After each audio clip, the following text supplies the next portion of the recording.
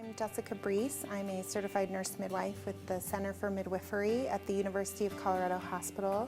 Today I am talking to you about the second stage of labor and pushing. This is a position utilized for pushing sometimes for women without an epidural. For women who don't quite find strength with the squat, some women will just feel grounded and with their feet planted and their knees straight, where they can rock their pelvic bone out. Or they can quickly convert this position into a squatting position. The squat bar can be used for support in many different ways throughout labor and pushing. This is just yet another way to use it for strength and to support your body when you're bearing down. Here's another position for pushing with an unmedicated birth, one knee on the bed and one knee standing on the ground. This position is also very similar to a squat. Many women actually feel more comfortable in labor and while pushing sitting on a toilet because there's no pressure against their perineum. It's open. So leaning forward allows access to a laboring woman's back to provide massage. So you can provide counter pressure, massaging the legs and the thighs. Some women feel more comfortable leaning forward and utilizing the bar for strength and support, and some women actually will lie back against their partner. Will lie back against their partner to push.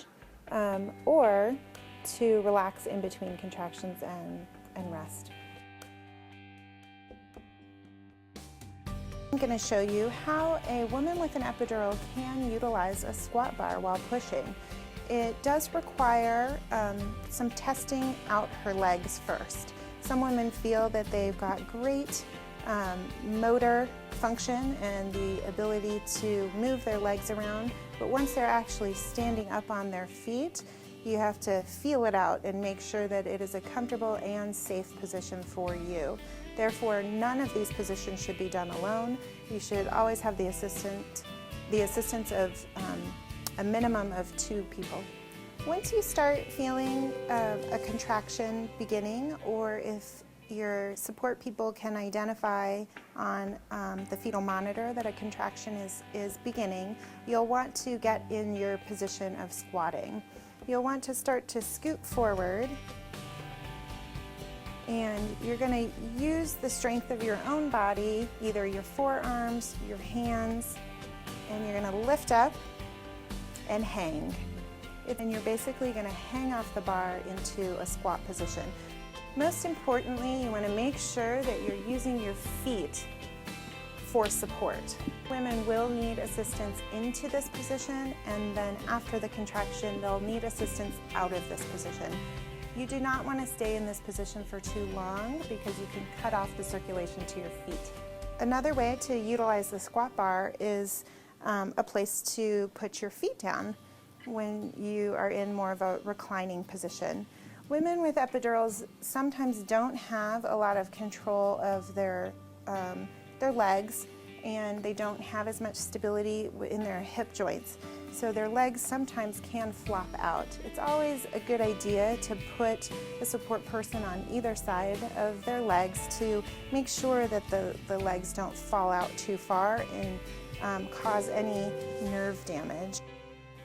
Another way to utilize the squat bar with an epidural with pushing is using the method of the push-pull.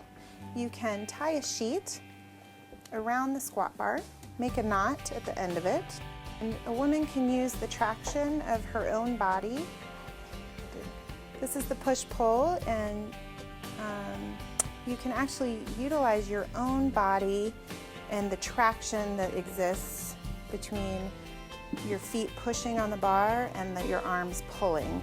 It's a good idea to utilize your elbow and curl your back around your body.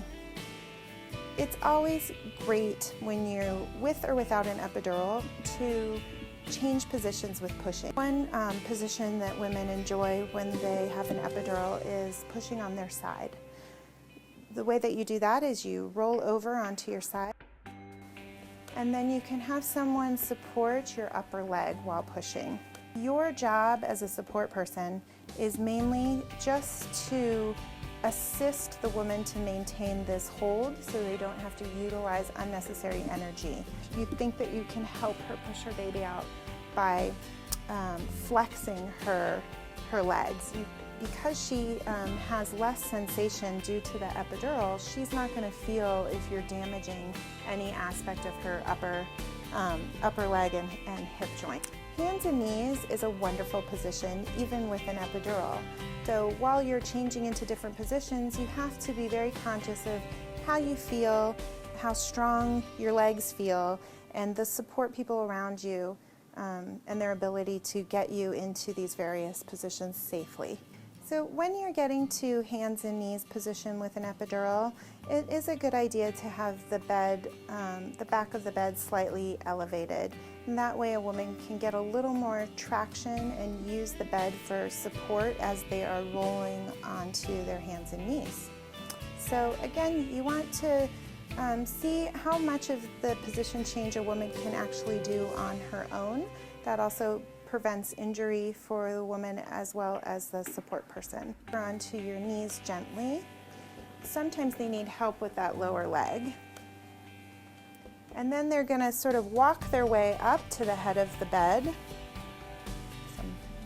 Very important that the knees stay wide in the pelvis for your baby to rotate through. And they can either utilize the weight on their hands, or they like to use their forearms. Sometimes they prefer to have the back of the bed up really high. This is still considered a hands and knees position. This is a nice one to be able to rest in between contractions.